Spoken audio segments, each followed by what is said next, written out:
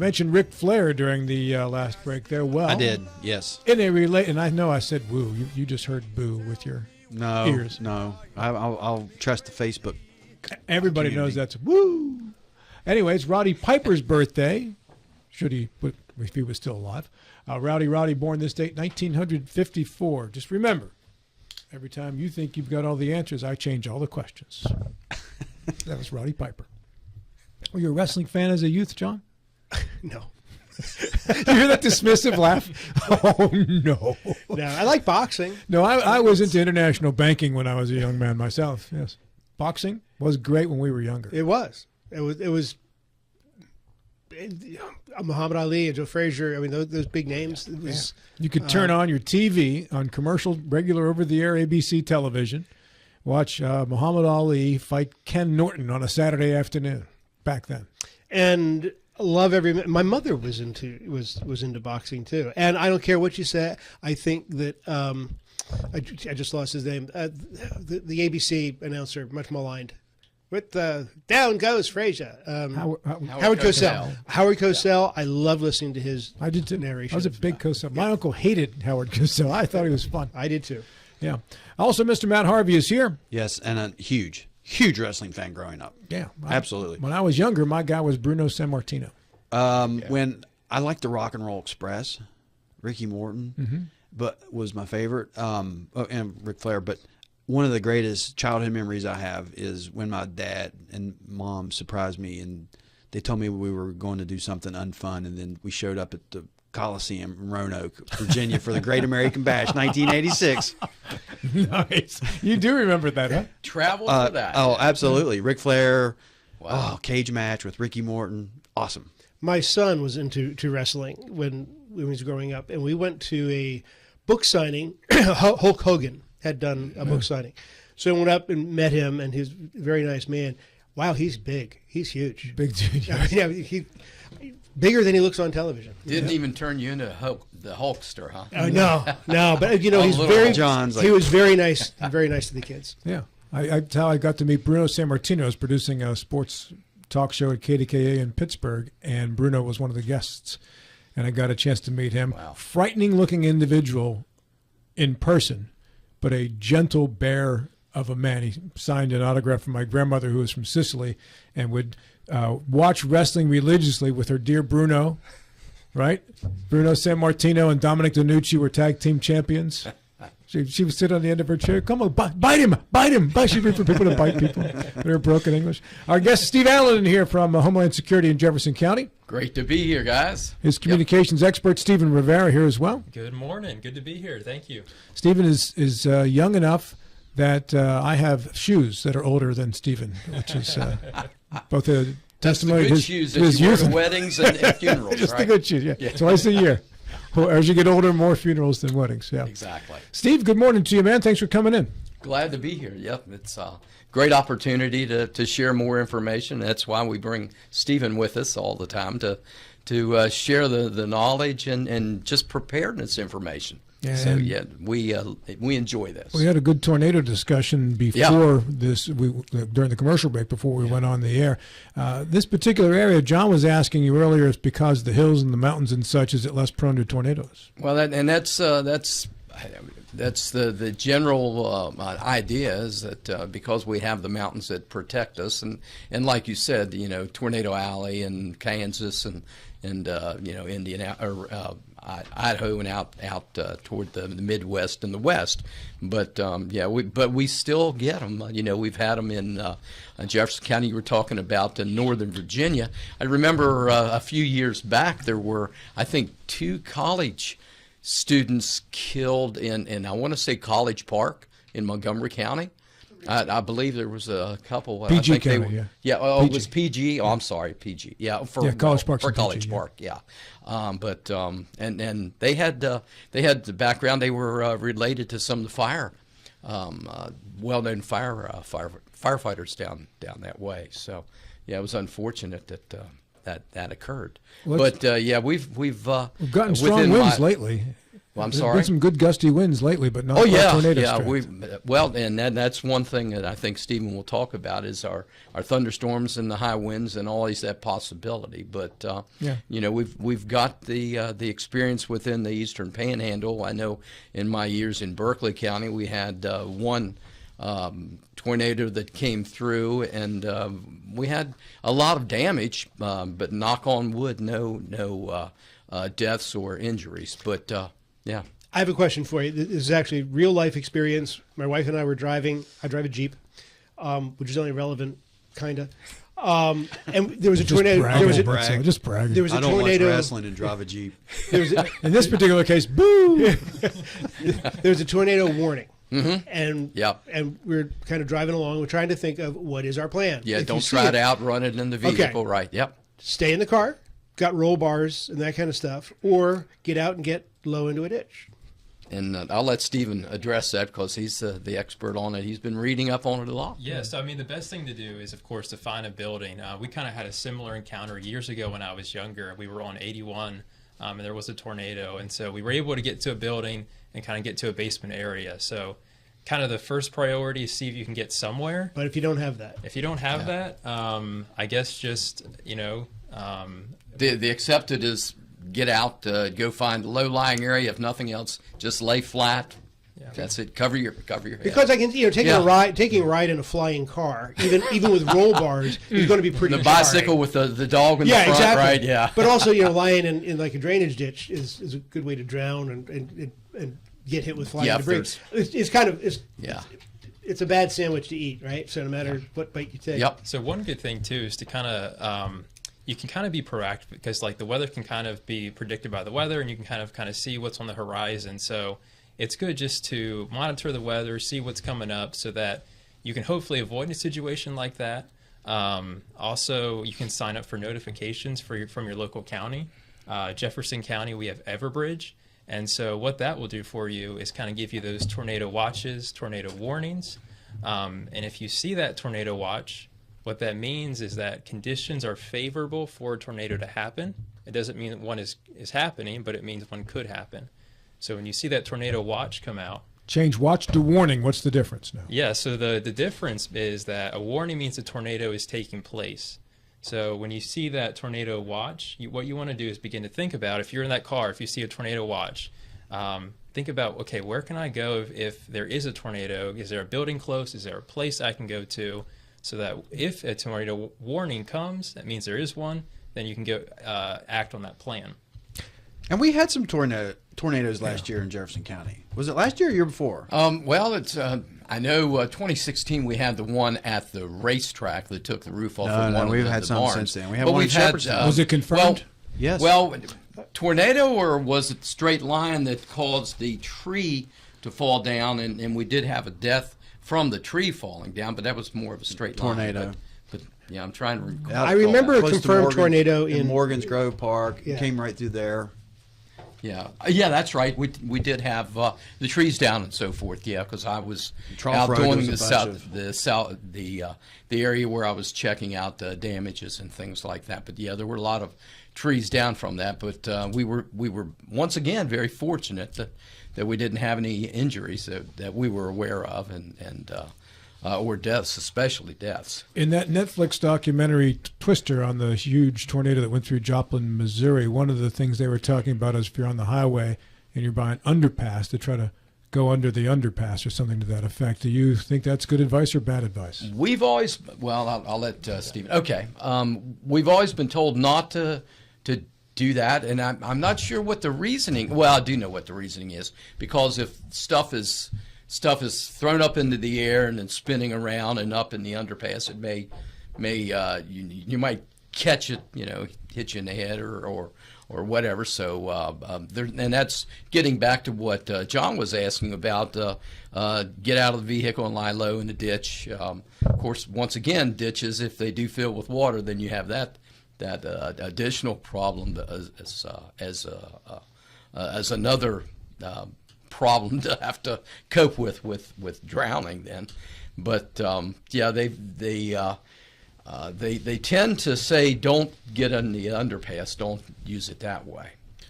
Thunderstorms are more likely in the summer than a tornado. There's a different way of getting through a thunderstorm. Go right ahead, Stephen. Yeah, so whenever there's a thunderstorm, the term is when thunder roars, go indoors, right? Being indoors is really the safest place you can go in the event of a thunderstorm, mainly because of that lightning risk and high wind. If there's high wind, debris could be flying around, could potentially hit you, and also lightning. If you're outdoors, that's not really a good place to be. So, as the saying goes, when thunder roars, go indoors. Thunder roars, go indoors, Mr. Gilstrap.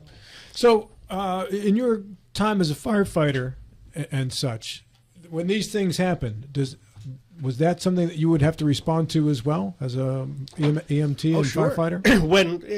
If a house gets struck by lightning and it's on fire, you can't wait till the storm goes obvious, away, yeah. right? Right. In fact, I remember being in an attic, fighting an attic fire. I wasn't a big fire, but it was a fire in the attic during a thunderstorm, and there was a lightning strike. I was looking through a hole in the roof, and there was a lightning strike in the backyard, and I said something I can't say on the air, but it was very intense. I pulled, we got out at that. I mean, that's too close for comfort. Yeah, the rain will put out the rest of what's there. I'm going downstairs, but being in your vehicle, is that a safe place during a thunderstorm?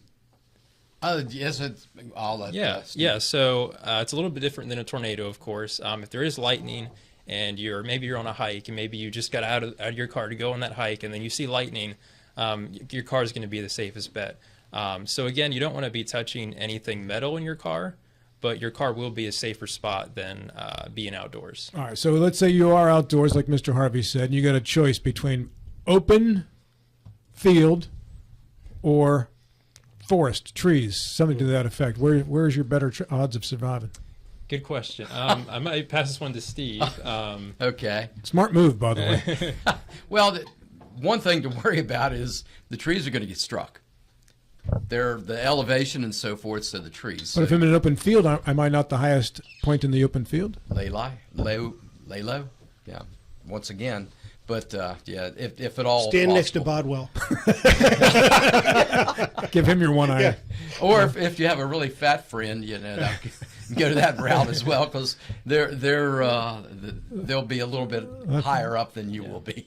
And they're slower. So on the run especially. In regards to staying away from trees and things like that. So that is real. Stay away from trees. Yeah, you don't want to be around trees. As a matter of fact, there's a lot of documentation where you've had cattle and farmers. They'll have cattle that trees struck by lightning, cattle that are standing underneath the tree during the thunderstorm and so forth, and all of them been struck by lightning and are lying there, and you're. I remember a lightning bolt is millions of volts of electricity. There's no amperage, but it's millions of volts of electricity that when it hits the tree, it dissipates through the ground.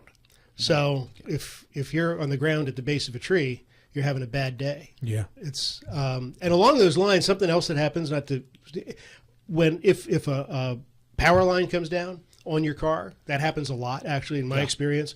Stay in the car. Right. If you're there if you can hear yourself say, "Oh darn, there's an electric line on my car," you're okay, and you'll be okay until you step out of the car. So power lines that aren't insulated are hot. They have the hot juice on them, and then when you see the lines down with the rubber on them, those are usually like your low volt telephone lines. Well, internet lines. telephone lines. Yeah. But, Is that one way to tell a difference? Well, many people can't tell the difference, and it's been my experience in the fire service. And the big sparks are a good clue too. Yeah. But a lot of the power lines they'll be uninsulated as well. But as firefighters, we're taught you don't touch any of them. Don't touch any of them. Okay. Yeah. So you're better off. Go lie in a ditch somewhere, John. That's right. Don't spill your Merlot on your cashmere sweater and go lie in a ditch somewhere. And actually, in the ground around the car, the same thing is electrified because that voltage is. You wait till the power company turns it off. Yeah. And then you can approach the car. Yeah, as firefighters, we've lost some.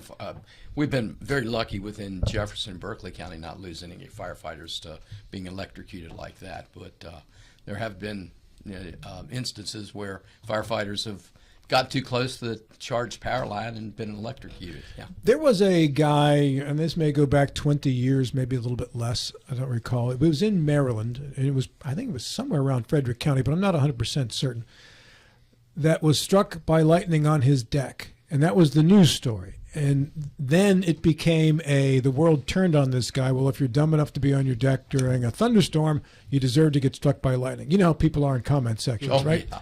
But it turned out that it wasn't even actually raining where the guy was. Right. And Yeah. and So there many miles away. There That's wasn't an imminent storm actually at his house, but he still got struck by lightning and killed on his deck by a bolt of lightning from a storm nearby. Wow. Well, That's how you know your time has come. yes, that's exactly what I thought, John. I was thinking the same thing. Yeah, because and there used to be the number of if you count after you've heard Yes. the thunder, then or seen the stroke of lightning, the strike of lightning, then count and that I guess it's the speed of sound and trying to figure out how far away the mile lightning per strike second was. My uncle, I had 3 uncles in World War II, and they taught me that little shortcut when I was a kid. And they said, you see that, then you count. Yep. That's how many miles it is from you once you hear the sound from where Yeah. you saw the flash of light. Yeah, exactly. Roughly. But it's amazing because of thunderstorms, and you think, well, it's not like you said, it's not raining or anything like that, but the amount of time and the distance, especially that the lightning can strike. It may not be raining, but it may be All right. lightning. Yeah. Thunderstorm, power lines are down. I'm in my car. I got rubber tires. There's your I'm insulation. told that Yeah. rubber protects me from these electrical shocks. So can I drive over the power line with my rubber tires in my car? I would not take the chance. Wait for. Mr. Gilstrap? You've got a phone. You know, as a safety engineer, right? I would say Teeing one up for you here. They're calling the biz. What you can do versus what you should do. Yeah. Yeah. The physics of it, I don't know why you wouldn't be safe, but I think it would be a bad thing to do. Yeah. Because the stakes are very, very high. Don't take a chance. How Yeah. important is that jug of milk, that you're going to drive? No, there is. You were talking about till you got out of your car earlier in this discussion, because that you're saying that water from the storm, the rainwater on the ground, is actually conducting that electricity. So when you step out of your car, you've got a problem. Even the ground itself, if just a windy day, you don't have to have the rain. The ground itself will be energized. Okay.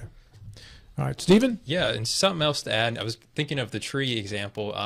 For pets, like dogs, if you have a dog chained to a tree or a fence, like they're also in danger during thunderstorms. So be thinking about your pet when these things are going on, because often dogs will have, a chain leash, and it'll be chained to a metal fence. So bring them indoors if you can whenever there's a thunderstorm. Another note is if you can hear thunder, you can be struck by lightning. You're close enough. So as soon as you hear it, it's best just to go seek shelter, find a sturdy building. So if you're at the lake one day, during these spring, summer months, and you hear that thunder, I think it's time to head into a building. Or on the golf course. On the golf course. That's when With it's a 1-iron, right? Stephen, stay on pets, because you put out a press release recently about pet preparedness, too, when it comes to emergencies. Yeah, so just like humans, pets also need to be prepared for things, because it's a often forgot about part of preparedness, right? We prepare for ourselves, we get ourselves food and water, we're ready for things, but then we forget about our pets. But when it comes to it, we're going to want to take care of them, we're going to want to help them. So what's often recommended is to have like a pet emergency supply kit. And so things you can include in there are food for your pet, water for your pet. If your pet needs medications, kind of be stocking up on some of those, so that in the event that you'd have to evacuate or you have to leave your home, you'd be able just to grab that bag and go.